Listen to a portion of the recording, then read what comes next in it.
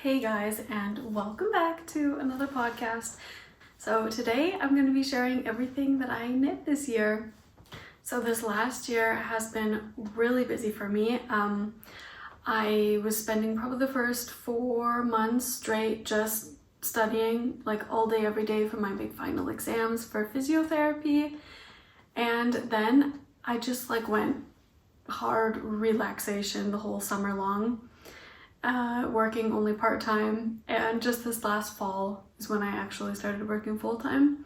So my knitting has like slowed down a little bit towards the end of the year, but I have still made quite a few things. And I also made a lot of gift knits this year.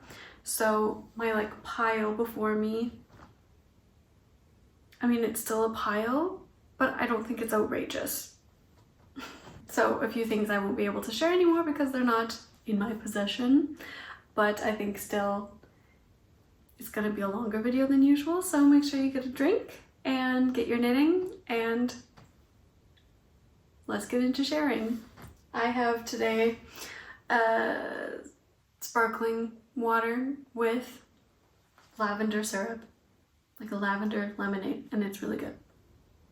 So I'm gonna try and share them a little bit in order, as much as I can remember, and based off of my camera roll on my phone. Some things are kind of overlapping and I'm not too sure which I finished first, but that's fine. We'll just start with the first one, which is my Christmas sweater from last year. And this is the Tuku sweater from Saki Knits & Co, that's her new name. I actually just shared this sweater in my last knitting podcast. I was wearing it. So if you want more details about it, you can check that out in my last video. I used Hillesvåg yarn, and I'm pretty sure I used the Vinde. I thought it was the tilde, and I'm not 100% sure anymore.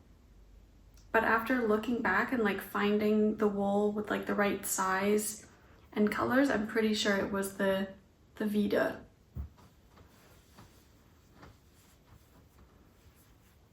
So I started this right before Christmas last year. I didn't finish it until the new year, so it was not ready for Christmas. But it's still a very gorgeous sweater. This yarn is also not too rustic. It's really, like, I think it's quite soft. For someone who's really sensitive, it would still be a rustic yarn. But I think in terms of rusticness, it's not scratchy. So yeah, not too much to say about this. I finished this in January. And then I had some leftover yarn. So with that, I ended up making the Alma Mittens. These are by, I need to look. These are by Maya Ankerstrom. I did like the special braiding here around the edge.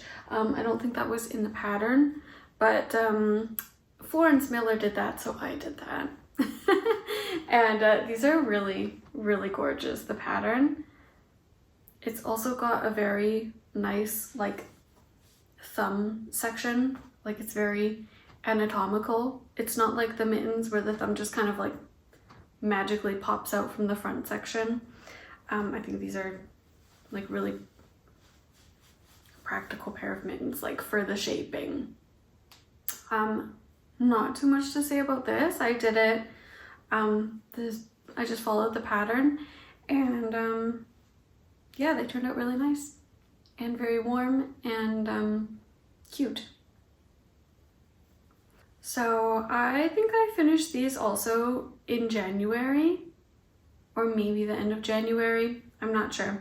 At this point, I had gotten really deep into my studying, and after that, I really just wanted a really easy project just to stockinette, something I've knit before. And for me, that was the sweater number 14 by My Favorite Things Knitwear, and that's the V-neck. Now, before I show you this project, it was beautiful. It was perfectly fitted. I had knit this sweater before and I made the medium size because at this point, I don't know if she changed the sizing. I think it's still just like 1, 2, 3. The first time I knit it, I'd knit the 2 and it was huge. It was way too big. So this time I knit the smallest size and it was great. I used some leftover yarn, like drops lima and drops kid silk, and it turned out so nice. And then somehow it got put in the wash. And now this is the sweater. This is the first time this has ever happened to me. It wasn't accident. And the person who did it shall not be named because they are still very embarrassed about it. They don't want to talk about it. They said that I should hide the sweater and never show it again. I think I should frame it. I think it would be really cute in my crafting room. You know, or in the guest room above the bed. But anyways, I haven't really got any use out of this since then. But when I did finish it, I was wearing it a lot. And it really kept me cozy in my studying phases and during my exams. And I would make this pattern again because it's just a really nice, simple stockinette v-neck. Not much to say about it now.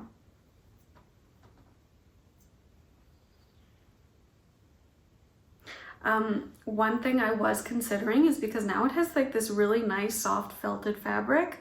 I thought I could actually like cut into it and make something out of it, like kind of reuse the fabric that it's created. I'm not sure what though. Or I thought I could kind of sew it into something else, like a doorstop. That was my first idea because I need some door stops around the house. And so either I frame it, I hide it away, or I repurpose it and make something totally new. So this was my first spring project that I finished. And then I really took a break from knitting at the peak of my exams because it was just too much. But during this time I was really thinking about what I want to make, like what's going to be my treat. And as soon as I was done my exams, I cast on the Oh My Hyacinth. I don't know how to pronounce this at all. It's the flower. I'm looking at my computer now. Hyacinth blouse, and this is a pattern by Oh My Knits on Instagram, and it's like a full lace like pretty lightweight sweater blouse. I did the version with like the bell sleeves, which is really cute, although I do really need to steam it out because that looks pretty funky. And this was just such a fun project for when I had free time because I could really invest my attention into it, you know. I didn't have to think about, oh, I just need like a simple stockinette while I'm like reviewing flashcards. Like I could actually do something with a bit of thought. And it's gorgeous. I didn't get to wear it too much last year. I finished it like right before the summer came. And this is made with a strand of brushed alpaca silk, brushed alpaca from Drops, and also a strand of, I think it's a lace weight yarn from, all right, so I looked it up. It was a strand of the Drops brushed alpaca in like their really nice lilac color, and then a strand of the Manos del Uruguay Marina, which is like a lace weight superwash wool, And at first I bought that skein so long ago, like a couple years ago, and I had no idea what to do with it because it was a lace weight, and like even if I held it together with a mohair, I would have to find a project that was like such a small gauge for it to actually look good, because then I think it would just be, it would look like lace when it wasn't supposed to be lace. So then I just embraced the lace completely and made this project, and I think it's gorgeous and I really love it, and I'm so excited now that it's slowly turning into spring so that I can wear it again. The only thing that I do have to say about the pattern though is the neck area, the V-neck is kind of tight, and I feel like in the picture on the pattern it looked more roomy around the collar, but they only have you do like one, or I can't remember, so many repeats of the pattern, and I felt like I should have done more. But if I would have done more, then I didn't know how that would work with the sleeves. So I was pretty unsure about what to do. Like there's no short row shaping, and I don't know, just because it was lace, I was very nervous about altering the pattern at all. So I just made it totally to pattern. And I mean, it's fine. It's just like a like not as flowy, loose around the neck as I would have liked. So maybe what I would do next time is be a bit braver with altering the pattern. I did size up to do the I-cord edging around, like I sized up the needle compared to what they said, because I didn't want that to cinch it in anymore. And then I really did an aggressive block to stretch it out as much as it could go. And like, it's fine. It's like, it's totally wearable. It's not like it's choking me or anything. I think I was just envisioning something like a little more of like a bit of a lower V. I do also have a little bit of wool left over, and I'm considering adding some length to it. It's kind of cropped right now, but I'm not sure if I should add more or not. I'm actually gonna put it on right now and get your guys' advice.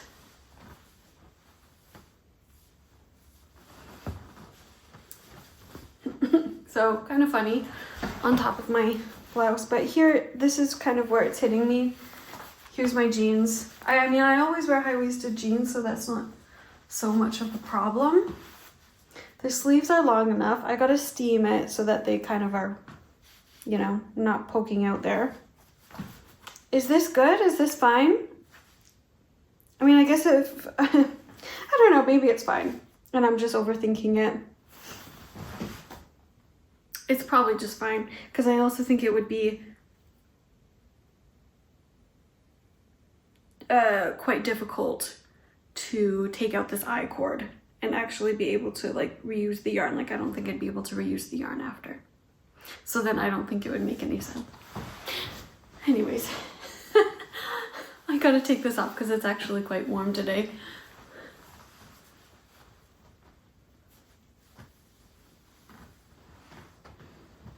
So another spring object, and then we get really into summer knitting. So the next thing I finished was the twist loop top by Other Loops, and I do really like this pattern, and this isn't the first time I've knit this exact sweater. I knit it 2 summers ago and it was too big, and then I remember I like took it up to the armholes because I didn't want to redo the entire thing. So I took it up to the armholes, and then I did decreases right under the armholes so that the waist was at least fitting a bit as it should. But then the problem is that the armholes were just so massive, like I couldn't wear it at all, because if I wore a bra, like, it was completely on display because it was just too big. And I mean, obviously I couldn't wear it without a bra because it was so big. And I think I wore it once, and then I never wore it again for at least a year. And then I decided to just totally take it apart and redo it. And this is now the final result, second time doing the pattern. And I do actually really like it. I think if I did it again, I would make another size smaller because this is still kind of a little loose fitting. Also, I think I kind of want to try and experiment with a different yarn. This was made with a cotton merino blend from Novida, I believe.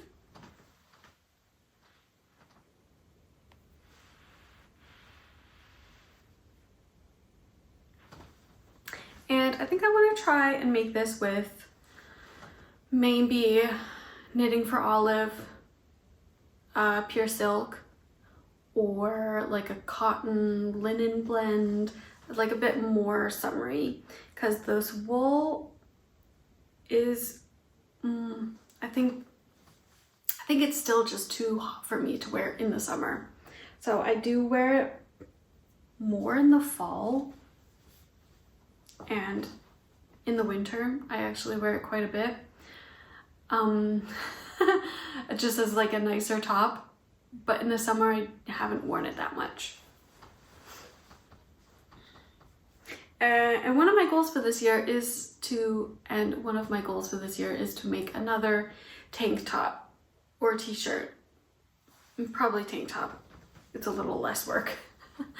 So if you have any ideas on which tank top I should knit, any smaller designers that I should know about, then let me know.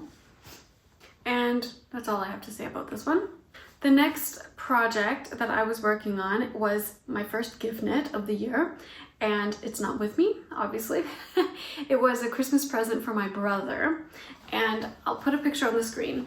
I ended up making him the King Salmon sweater by Caitlin Hunter, and gorgeous pattern. I love it. I really want to make it for myself sometime because it's just like comical, but also just fantastic. I knit his in one strand. Also, for the main color, it was Lettlopi, and for the contrast, like the fish were white or gray, kind of off gray, and that was a strand of yarn from Waldwolle. I think I've talked about this before. She's a lady from Sindelfingen in Baden-Württemberg, and it was with her wool, just like natural sheep's wool, and it worked really well together, those two. It had like a bit of contrast with the texture, which I actually really like, and I think that is another thing that I want to explore this year, is maybe color work, but maybe just texture differences, like having a really fluffy yarn. Like I saw this one, I can't remember the pattern name, but it was a sweater with like a bunch of squiggles on it, and some creators made it so that the base yarn was just a pretty normal average wool, and then the color work, like the squiggles, was like a really fluffy wool, and I think that just looks really cool. So that would be something I would be interested in trying this year. So for that sweater, I made it according to pattern. I didn't do any alterations. I did the short rows as they said. I may have even done like an extra repeat of the short rows, because with other color work sweaters, I didn't want it to be too tight on him. And I made it obviously long enough for a man. I used my husband as a reference for sizing and everything because they're kind of similar. The only thing is because the yoke is so deep, it means that the, you know, like the arms and the body separate a lot lower. So whenever you lift up your hands, whenever you lift your arms, then you're wearing like a crop top, and because it lifts the whole sweater up. And I think that's just something that he's gonna have to deal with because I didn't think of that at the time. If I were to make it again, I think if it was just for me, then I would just leave it. But if I were to make this again for somebody else, I would maybe split the sleeves a bit earlier and then just continue working the color work separate on the sleeves and the body, just so that the armhole isn't so deep. And then I think it would be more comfortable to wear. What are your opinions on that? So that's all I have to say about that sweater. I went through that one pretty quick because the color work was addictive. And then right after that, I really wanted to explore doing some hand dyeing. And I had a whole bunch of drops cotton, just plain white. And I didn't want to knit white because I felt like for cotton, that's just too high risk of getting stained or just like discoloring. So I ended up dyeing my own yarn with nettle, I believe, or what, I can't remember what I used anymore. It was something just from our garden.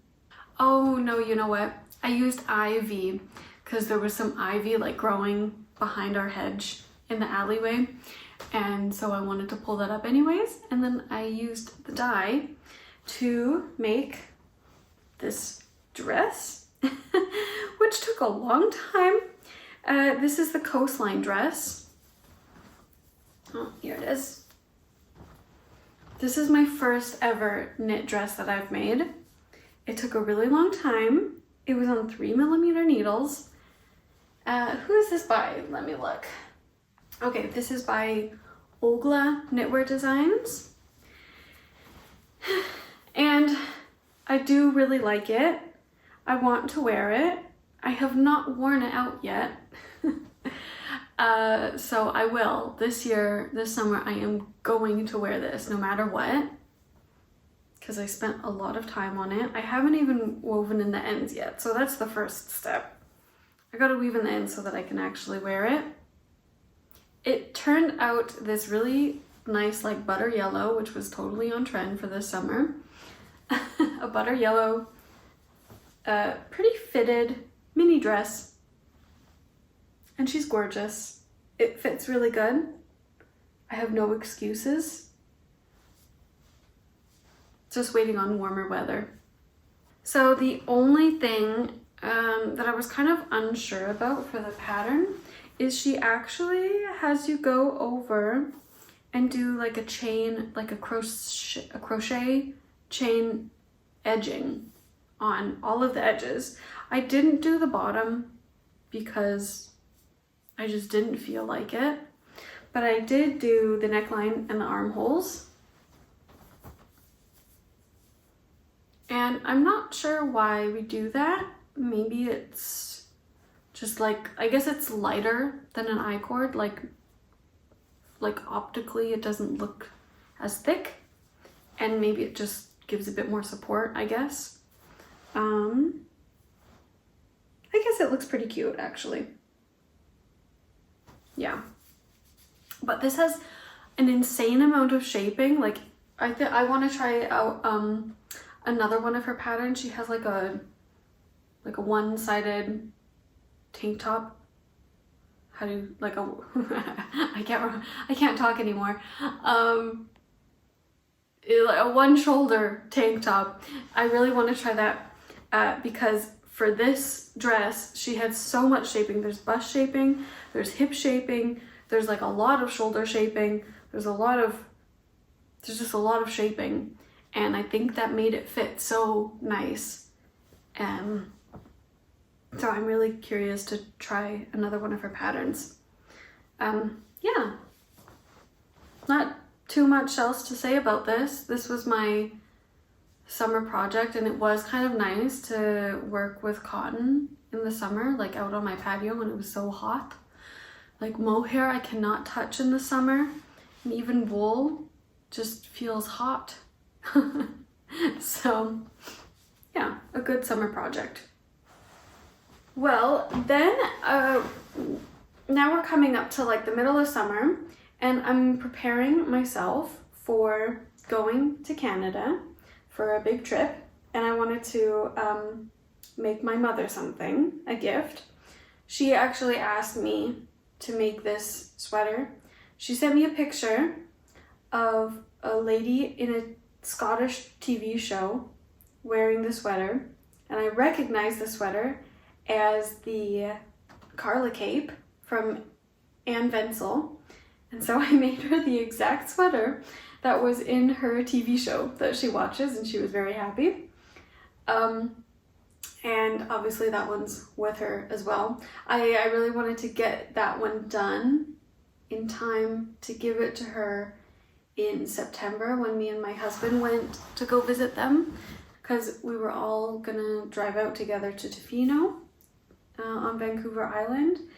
And I was just kind of planning, like, okay, what's the vibe? What knitwear do I want to have when I'm on this trip? And I was thinking like fisherman core, and I mean, my mom wanted that sweater. I ended up making it with Viking yarn, a strand of Viking yarn and a strand of drops alpaca for the main color. And then for the black stripes, I used a strand of Lettlopi in the black, and also a strand of Isager alpaca because I wanted to try that. And then for myself, because I was going really fisherman core, I wanted to make myself the Dagmar zipper sweater. So that's here. And she's gorgeous. We love her so much. This was a big project for me, although it went pretty fast, considering like how much work it was, just because I was so motivated to get it done for this trip. And it was an enjoyable knit. So she's gorgeous. I think I'm gonna make one for my husband as well. Probably like a darker brown color though, because he doesn't have any brown sweaters. So about the construction of this sweater, I actually love how she has the zipper in this sweater a lot more than the original zipper sweater. I think this zipper just looks so much more finished and like professional, polished. I also found this zipper a lot easier to put in rather than on the original zipper sweater patterns. And yeah, I mean, other than that, I just really love this pattern. It's a drop shoulder instead of a raglan, so I guess there is a different construction based on the two zipper sweaters that she has. But maybe if I were to make the zipper sweater again, I would try and make the same construction for the actual zipper part on the other sweater. I don't know if that's possible. I'd have to look again at like how this was done. Yeah, but this was such a nice sweater to have on that trip, because me and my husband were like sleeping in a tent in Tofino in like October, and it was really cold. So this kind of saved me.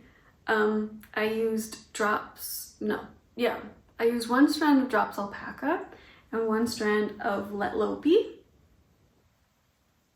And it made a really nice fabric. It is maybe a tiny bit scratchy, like right on my chin. So I don't usually have it zipped up all the way if I'm not wearing like a neck warmer or something underneath, something a bit softer to protect my chin. My chinny chin is a little sensitive to scratchy wools. Yeah, would do again, would make again. We love this pattern. So when we were on Vancouver Island, I did buy some yarn, of course. And with that, I made the poet scarf. by Sari Nordlund, which I have recently talked about in my last video. So if you want to hear more about it, you can go there. I did make it longer than the pattern said. I did like another 2 pattern repeats. Like there's the chart. Yeah, I did another 2 pattern repeats for the middle section without any increases or decreases, which just gave it enough length to actually like properly wrap and tie, which I think this is the perfect length. Like I wouldn't want it any shorter than this. And I do get a lot of use out of this. I do have another like little scarfy thing. I made the turtle dove scarf by Sari Nordlund, and that one, I guess just because it was cables, it took a lot more yarn than this one because this is lace, and that one I do really notice that it's very small. Like I can hardly tie it once around my neck. So if I ever do like little scarves again, always gonna do like a few extra pattern repeats in the middle to make sure that they're actually long enough to be functional. So that's all I have to say about this. And then the next project that I have, I believe I shared that in my last video as well. I'm not sure, maybe not. Actually, I don't think I did share this. I think it wasn't done yet. I'm just getting some hairs off of this sweater. So I finished my Lakes V-neck pullover by Ozetta, and I love it so much. It's a really nice wool. It's not scratchy. It's from Karsters. I can never remember the name. It's a wool, custom wool and mills from Alberta, just east of Calgary. And I bought this yarn when I was in Calgary, so very local. Beautiful dark espresso bean brown. The sleeves are the tiniest bit too short. They're kind of more of a bracelet length, and I did knit it to pattern. I guess just the wool didn't stretch out as much as I thought it would in the length, but it's fine.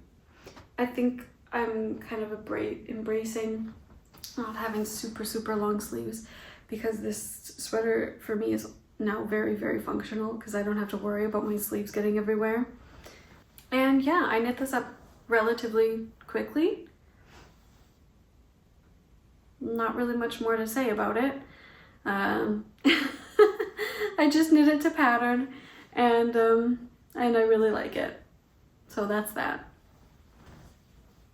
And I love this color, and I would like to make my husband a sweater in this color.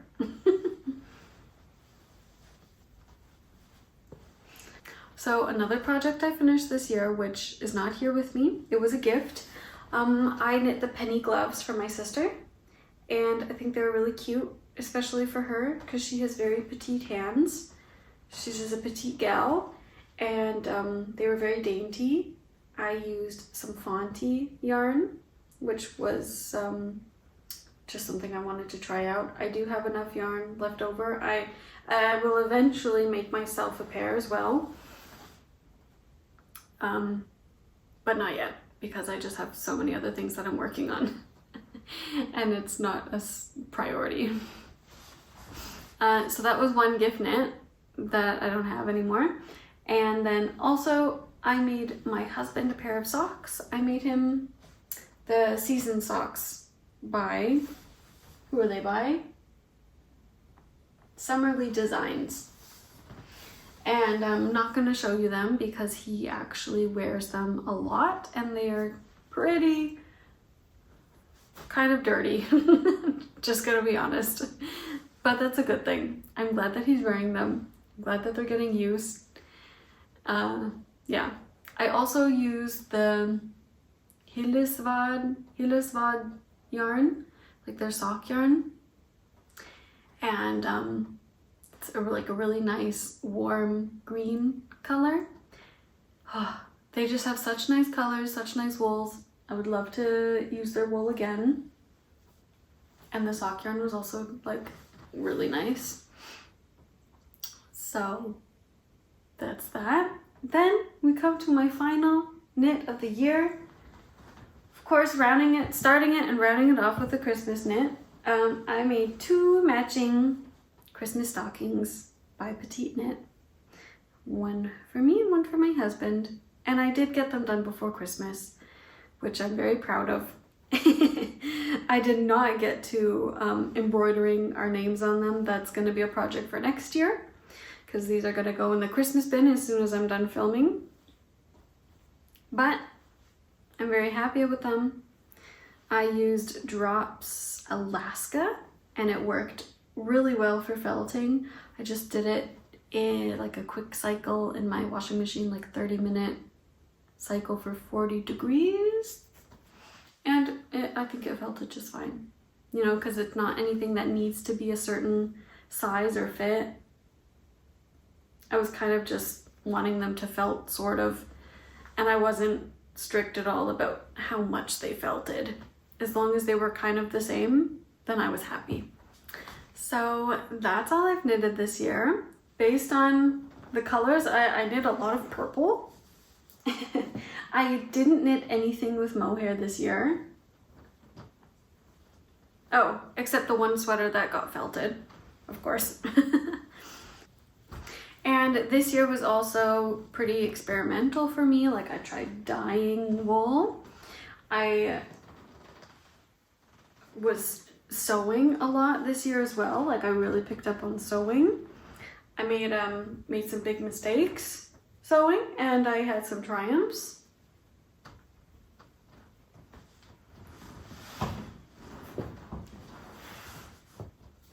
And overall, I'm pretty satisfied.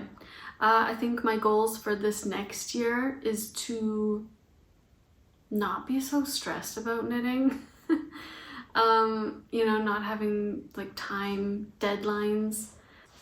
I'm already starting that this year, and I just want to like stop because I'm currently making a baby blanket for my sister-in-law, and she's due in like 3 weeks, and I still have quite a bit to do on this baby blanket.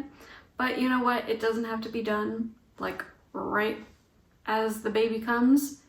I'm probably not even gonna see them right as the baby comes. So I think I just need to like mentally take a step back and not get so caught up in like, oh, I gotta get this done, because I think that just kind of ruins the enjoyment of knitting, at least for me. I also want to have some other hobbies this year other than knitting. It was really good when I was studying, because it was something, especially with like my stockinette projects, it just kind of kept my hands busy, especially when I was studying, and gave me like something else to think about. But now I'm kind of wanting to explore other things. Obviously knitting is like a huge hobby of mine. Like, let's not try and hide the facts here. But I also want to read more like physical books. This summer I was listening to a ton of audiobooks, and that was really nice to do while knitting. But I do want to try and read some physical books. My goal this year is to finish one single like actual book, because I haven't done that in years. Yeah. Spending a little less time knitting during the daytime and more time outside during the daytime. That's another big goal of mine. And also, I'm just continuing stash busting, trying to get through it. I have started a project with wool that I have had for 3 years now, which is very exciting. I'm really happy that I finally found something that I'm like satisfied with to use for this yarn. But I think generally I'm in a pretty good place with my knitting, because I don't really have so many big plans for knitting for the next year. You know, like already last January I was thinking, oh, I'm gonna make this for Christmas for this person. I'm gonna make this for this. I want to like make myself this sweater for a trip coming up. And my mind is kind of just like blank now with knitting, and that's kind of nice. Like I'm just working on one project. Or I'm not working on one project. I'm working on a few projects. I'm only working on one garment right now. And then I have another garment planned, which I've had wool for it for a few years now. And I'm just waiting to cast that on. And I need to get some other wool for it. It's like a hand-dyed wool that I've had for a while. And I really want to get some Isager mohair, and that's kind of a treat. So I've been waiting to do that, and that's why I haven't cast it on yet. Because that just kind of increases the price of that project. But I'm going to get that done this year. And I think it's kind of nice to not have so many things planned out. Like I want to be a bit more open to like new ideas when they come, and not, oh, this is something new, like a pattern that just came out and I love it so much and I want to knit it. I'm gonna have to put that on the end of my wait list of like 10 objects that I want to finish before I allow myself to cast this on. Like I'm kind of getting rid of that mindset this year. So that's quite nice. My family is planning on all traveling to Scotland together this year. So that's going to be like a huge yarn experience too. Like I'm also planning on buying a lot of yarn when I'm there. But at least for that project, like I have no huge desire to, like I have to knit something for this trip specifically. Like I have my fisherman sweater. I got my zipper, Dagmar zipper sweater. That's coming with me. That's going to be like my main Scottish cable sweater. And yeah, other than that, I'm just kind of open to everything. Yeah, a long rant, but I think that's kind of good to say now, and then we'll see how I do next year. So thank you everybody for watching my podcast. Thanks for tuning in to this episode, not an official podcast, but a look back into the last year at everything we've done. And I'll see you guys in the next one. Bye.